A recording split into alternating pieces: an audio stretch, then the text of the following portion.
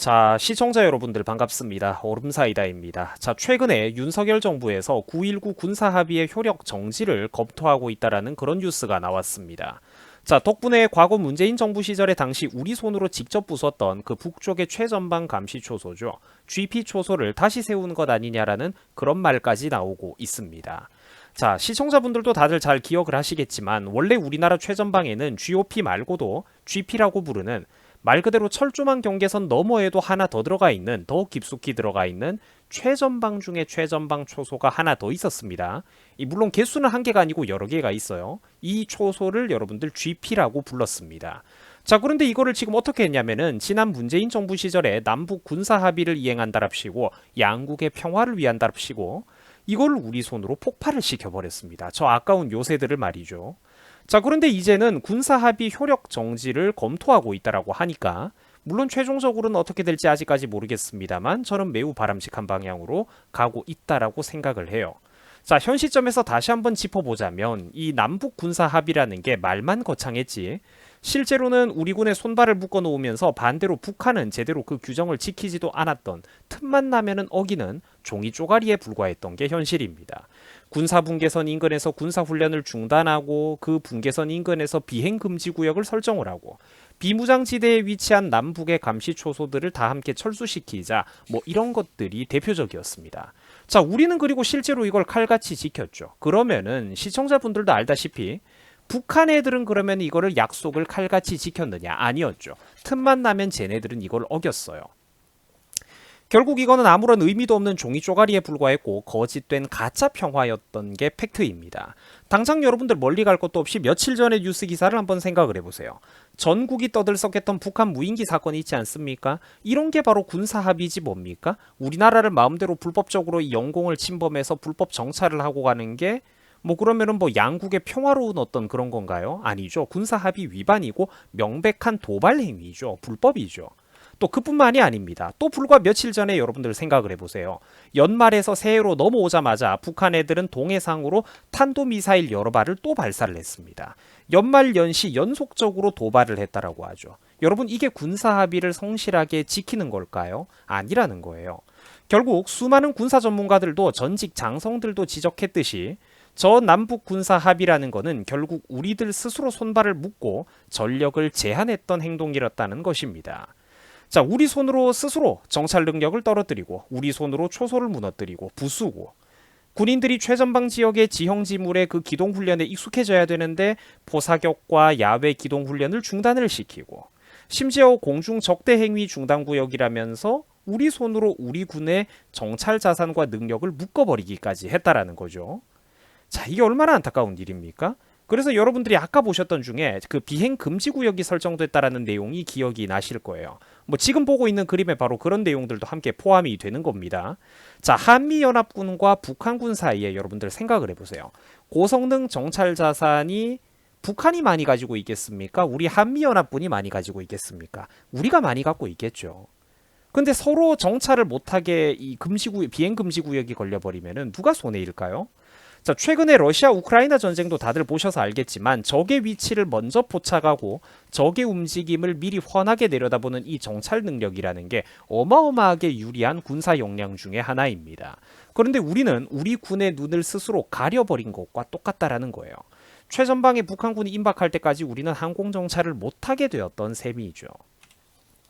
문재인 정부의 9.19 군사합의라는 게 이런 식으로 허점이 굉장히 많았던 것입니다. 문재인 정부 임기 기간 중에도 명백한 합의 위반과 군사 도발을 너무 많이 저질렀기 때문에 크고 작은 위반 횟수를 일일이 다 세는 게 무의미할 정도였어요.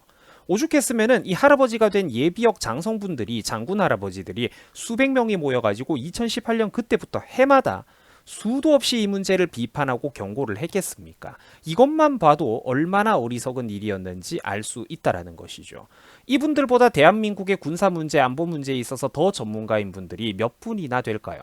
최전방에서 그 수만 명이 넘는 병력들을 지휘하면서 20년, 30년씩 실제로 복무를 하다 나오셨던 분들인데 말입니다. 그죠? 자, 수백 명이 넘는 예비역 장군들이 지적한 바와 같이 저 군사합의라는 것은 우리나라뿐만 아니라 우리 군에게도 불리했고 또 우리들만 칼같이 지켜주는 불평등한 합의였습니다. 우리만 훈련을 못하고 우리만 정찰을 제대로 못하고 우리의 역량만 떨어져 갔다라는 거죠. 그러나 반대로 북한은 어땠습니까? 알고 계시겠지만 수도 없이 저 규정들을 사사건건 어겼습니다. 그래서 비판을 하는 거예요. 대한민국 국민들의 세금이 수백억 원이 넘게 들어갔던 남북연락사무소가 폭파당했던 이 사건 한번 생각을 해보세요. 저거 여러분들 언제입니까? 윤석열 정부가 아니죠. 문재인 정부 때 있었던 일입니다. 과연 저게 평화가 잘 유지가 되는 모습일까요? 저게 군사 합의를 지킨 겁니까? 아니라는 거죠. 결국 거짓되고 위선적인 이런 종이 쪼가리 하나로 얻어진 가짜 평화는 오래갈 수가 없고 아무런 의미가 없다라는 겁니다. 이거는 역사가 증명하고 있는 교훈이에요. 국민들이 이런 거를 바로 깨달아야 합니다. 평화는 오직 힘과 실력이 뒷받침되었을 때 그때 비로소 진짜 평화가 가능한 것입니다.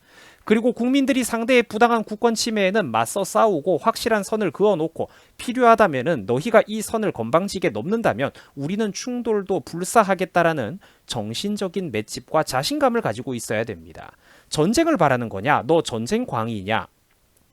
이렇게 어리석은 극단적인 논리로 가면은 안 됩니다. 누구나 그런 사태를 피하고 싶은 게 당연하죠.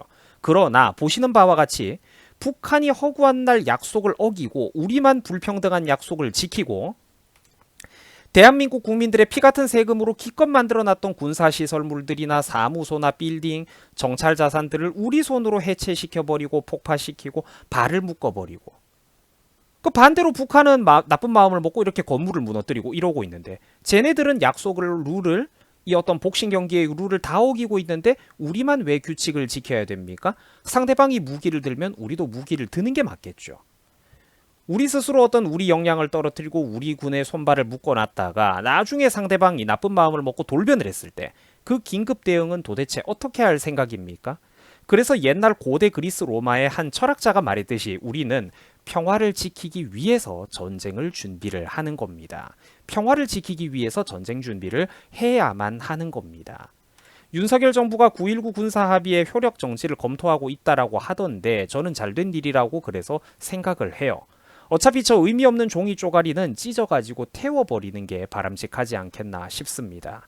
부디 대한민국의 국회의원들도 여야를 막론하고 이것에 제발 5분의 1만큼이라도 좀 이해도를 가지고 어떤 사회적인 이런 실현을 좀 바라보면 좋겠는데 어쨌든 저런 의미 없는 종이 쪼가리는 태워버리는 게 바람직할 것 같습니다. 자, 그래서 뭐 GP 초소도 다시 세워가지고 문재인 정부의 5년간 약화되었던 그 대북 최전방 지역의 우리 군의 감시 능력을 다시 향상을 시키면은 좋겠죠. 그리고 대북 확성기도 그냥 틀어버리는 게 맞습니다. 대화로 유화적인 태도로 쟤네들이 대화가 되는 애들이 아니라는 거를 한도 끝도 없이 굽실거리고 갖다 바쳤던 문재인 정부의 실패가 모든 거를 증명을 하고 있죠. 대화가 안 통하는 애들은 확실히 척을 지고 차라리 경계를 하는 게 맞습니다. 사기꾼에게 사기를 당하지 않는 가장 쉬운 방법이 뭔지 아세요, 여러분들? 처음부터 의심하고 그 어떤 대화도 원천적으로 차단하는 겁니다. 사기꾼의 말에 귀를 기울이다 보니까 서울대 연고대 나온 그 유명한 전문직들도 심지어 전직 판 검사들도 현직 검사들도 보이스피싱 당하고 사기당하는 게 가끔씩 있다고 하잖아요. 그 사기꾼의 말에는 속아 넘어가기가 되게 쉽거든. 처음부터 경계를 해야 된다라는 거예요.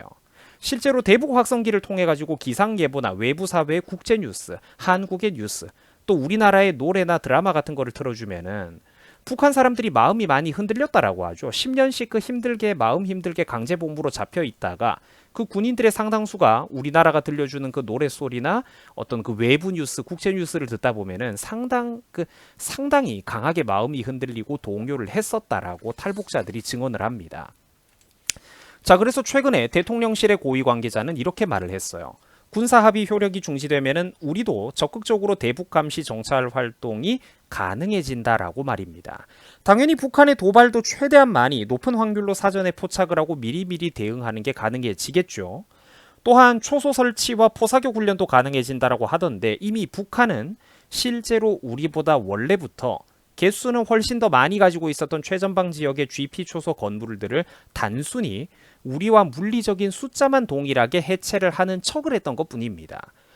상대적으로 보면은 우리가 당연히 손해죠. 우리나라 초소들도 물론 낡은 것들 많이 있었지만 그래도 건물이 더 크고 시설도 더 좋았고 그 어떤 그 개수도 북한보다 우리는 개수가 적었거든요.